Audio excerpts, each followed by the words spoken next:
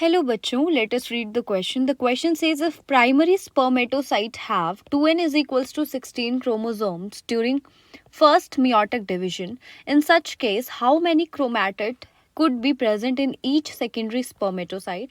A 32, B 8, C 24, D 16.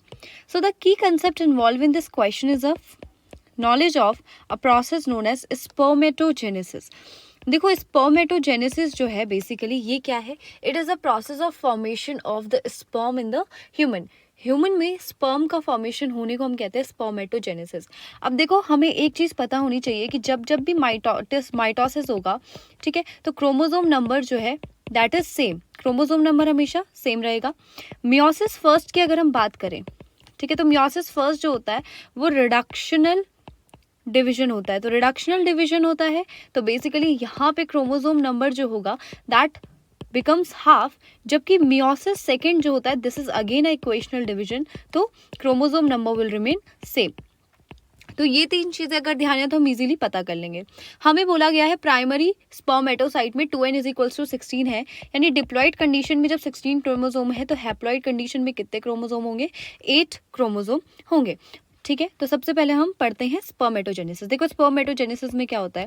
Spermatogonia होते हैं, ठीक है, इनमें होता है माइटोसिस डिवीजन और यहाँ से हमारे बनते हैं प्राइमरी स्पर्मेटोसाइट.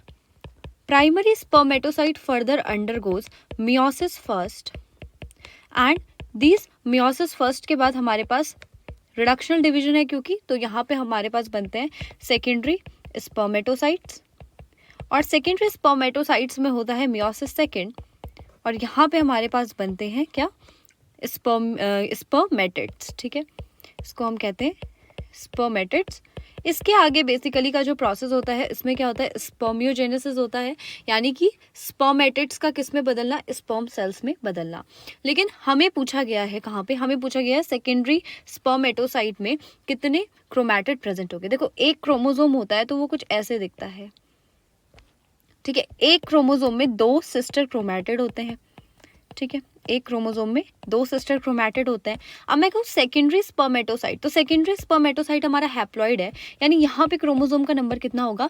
8 होगा और 1 chromosome is equals to 2 chromatid. तो 8 क्रोमोसोम में कितने क्रोमैटिड होंगे? 8 multiplied by 2 chromatid that is 16 chromatid. 16 chromatids are present in the each secondary spermatocyte.